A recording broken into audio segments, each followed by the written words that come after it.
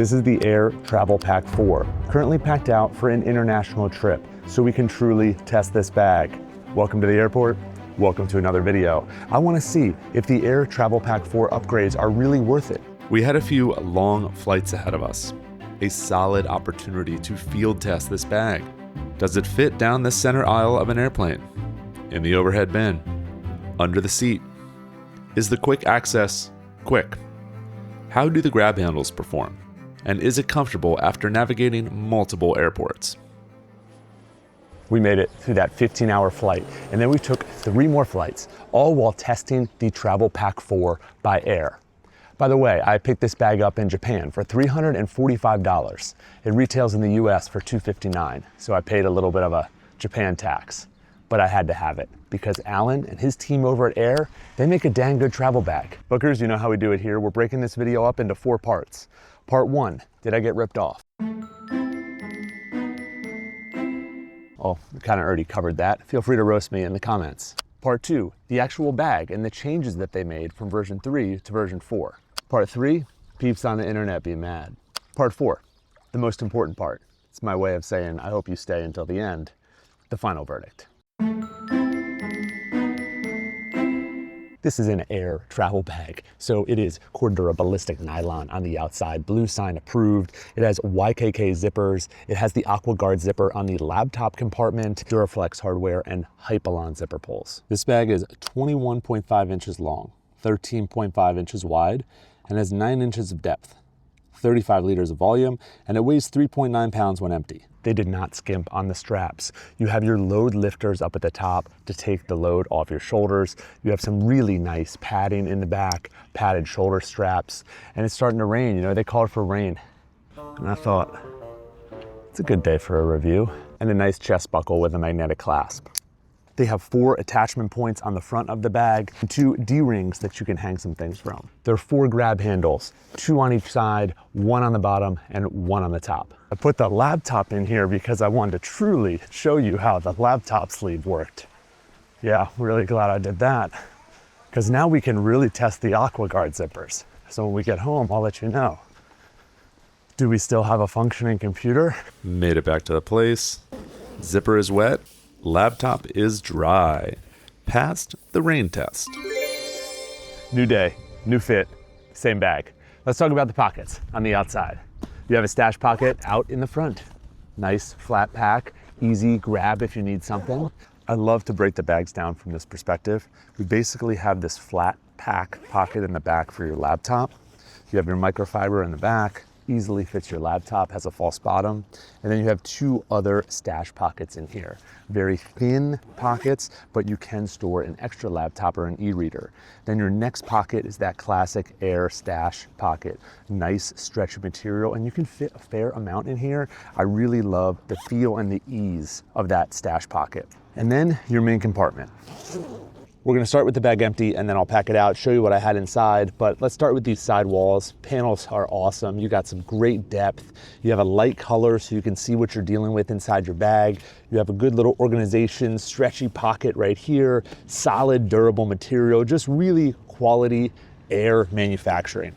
First thing, our Muji packing cube. This has got like 5 to 7 days of clothes in there. Then we have our smaller compression packing cube from Epica that fits great right up at the top. Then we have our tech organization from TomTuck. This goes over here on the side. 5-year diary, love traveling with this guy. We're gonna throw it right on top. Then we have these 2 amazing Muji pouches. These are awesome. I mean, this one, I was able to fit some cash in, some stain wipes. I'm gonna do a whole video on these and actually give one of them away because I love you guys. I wanna demo this sunglasses case. This is flat, folds down, which I really enjoy when I'm not using it.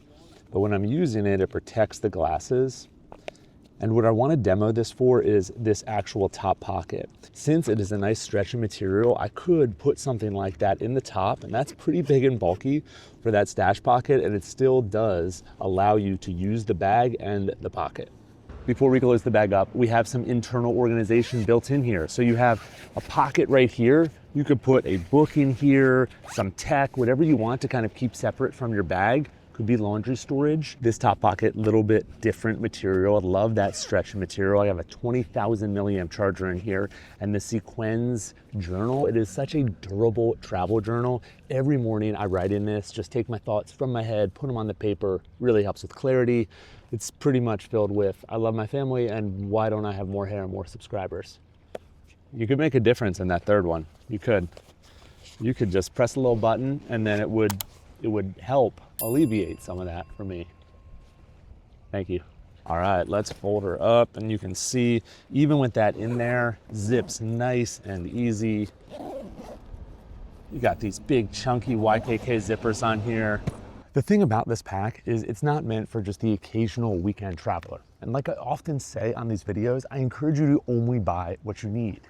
This pack is meant for someone who is really getting after it. Trains, planes, buses, and wants a durable travel pack with features built into it.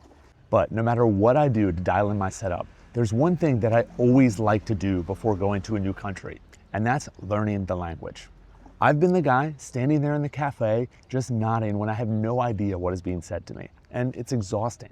That is why I'm excited to introduce the partner of this video, Rosetta Stone. You guys know that we spend a huge chunk of our time outside of the US, and not in major tourist attractions. We're usually off the beaten path. And that requires us to have a little bit of the language. You don't want to be the person who's trying to communicate and you're completely lost. Even if you learn a few friendly phrases, it helps so much. That's why I've been locked in on Spanish with Rosetta Stone. And if you're not familiar with Rosetta Stone, it's a language learning program. And the difference is how it actually teaches you. It's not vocab lists. It's structured lessons that build on each other. You're reading, writing, speaking, and listening all in Spanish. No translations thrown at you. And that reading, writing, listening, and speaking all happens in the same session. The way it works is they drop you straight into a language, the way a kid learns. You're picking up meaning from context and images instead of memorizing a translation. They call it dynamic immersion. And for me, it's the first time language learning hasn't felt like homework. The other feature I actually use is the pronunciation feedback. It's called True Accent. La hija. La hija. You speak the phrase and it gives you instant feedback on if you nailed it or if you're off. That's the part that builds real life speaking confidence. You can use Rosetta Stone on the phone or on your computer so it travels with you. If you want to try it, there's an exclusive discount link in the description, or you can scan the QR code that's on the screen right now. You can learn a new language and support the channel. You'll get access to all 25 languages Rosetta Stone offers on a 12-month subscription. The link is pinned in the comments too. All right, back to the bag. Next up, we have this front admin organization panel. This is where things get interesting. New scene, let's go. Can I use this chair? Yeah? Okay. All right, thank you. There was nobody there. I was just trying to make it seem like there was some people around interacting with me. Let's talk about the 5 obvious changes made to the Travel Pack 4. Number 1, and one of the most controversial, is the front admin panel. The Travel Pack 3 had a massive admin panel. Pen slots, card slots, tons of organization. And people are kind of mad, angry that this doesn't have that. You still have a nice zipper pocket, a easy grab and stash pocket here, 2 organization stretch pockets here, and then a nice deep pocket right here. So there's still plenty of organization. Even a little spot you could squeeze an AirTag in.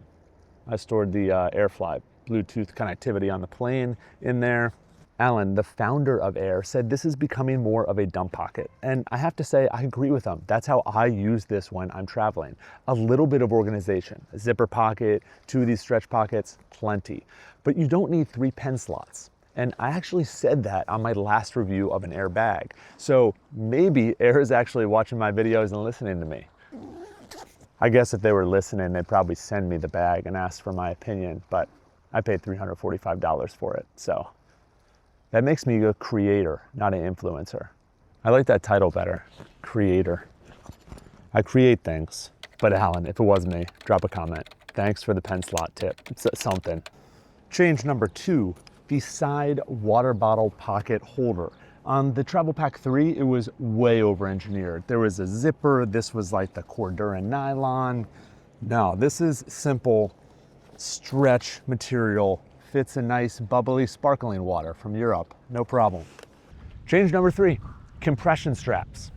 There were compression straps on the TP3. I kind of like those compression straps, but Alan said he was in the airports and he was watching people with the Travel Pack 3. Nobody was using them. They were just dangling. And when I read that, I thought, what a funny word, dangle. That was introduced to the English language in the 1500s. Yep, I had to look that one up. It's a term that's always been used for something that's just hanging there, doing nothing. Did Alan see your straps dangling in the airport? Because I don't dangle. A Dougie. Hey. Change number 4, the luggage pass-through strap. It was horizontal on your carry-on or checked bag. Now it is vertical. That's an upgrade, not an argument. Change number 5 is the shape. The Travel Pack 3 was boxier. The Travel Pack 4 is a little sleeker. The edges are a little rounder. And the people on the interwebs are saying this is basically a bigger City Pack Pro 2, which is another line of bags by Aer. Oh, peeps be complaining on the internet. You know that, right? Not about these views though. I hope you're not complaining about these views. Now here's what's interesting.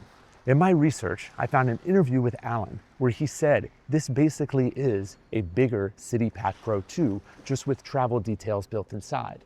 So if your argument is that they just made the City Pack Pro 2 bigger, well, the founder's admitting to that. If you like the boxy, tactical look with a huge admin panel and compression straps, then get the Travel Pack 3. Not argue on the internet. The next internet argument is the weight. 1.6 kilos, 3.5 pounds when empty. And I'm sorry, this is just Aer. 1680D Cordura nylon is gonna weigh a little bit more. The bag's gonna last 10 years, but is it gonna be the lightest pack for carry-on travel if you're flying budget airlines in Europe and Asia? Probably not. Bookers, what do you think? $259 for a travel backpack? Do you like the direction they're going? Simplifying the admin panel, keeping that round structure, or you like that boxy compression strap? Drop a comment, I'd love to hear your thoughts. All right, bookers, the final grade, the Travel Pack 4. 3 or 4 flights, 3 different countries, 6 weeks of real use.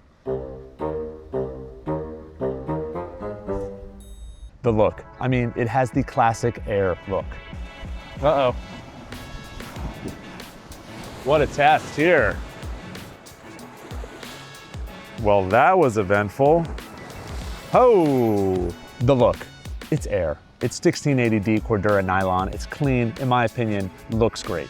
The speed, smaller admin panel is actually better because it's less places for things to get lost in. It doesn't become an endless black hole of pockets and zippers. A few nice organization pieces. And then you have the vertical luggage pass-through strap. That's an upgrade. The pockets, very similar to the TP3 except the water bottle pockets. Will there be some wear and tear over the years? We'll have to see, but I'm willing to take a gamble on that with this clean aesthetic and ease of use. Durability, I mean, come on, this is gonna last a while, no matter how you use it. Using the tire sear is for this shot. If you watched my videos before, you knew it was coming, right? The through the tire shot to wrap it up. I think Aer made some smart decisions, taking things away from their travel bag. Sometimes simplicity equals a better product. If you enjoyed this video and you're still here watching me through this tire, I think you will like this one where I talk about travel problems that can be solved at 7-Elevens, or this video where I break down 4 different Uniqlo travel bags. We'll see you on the next one. Thanks for being here.